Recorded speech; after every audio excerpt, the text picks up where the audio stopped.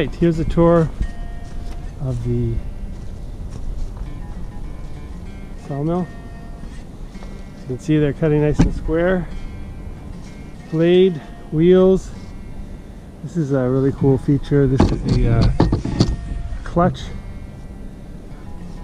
a V-belt clutch. Battery here, 3,000 pound winch to move it up and down. These pulleys are from a weightlifting bench that was thrown out in the garbage. These are pill bearings. They're very awesome.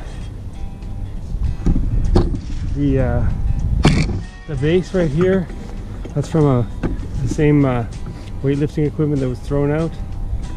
The entire structure almost is all from that weightlifting set that was thrown out. And a Kohler engine got free last year. That's a boat gas tank, and I built the trailer. So here I will demonstrate the best way to open up a bandsaw blade.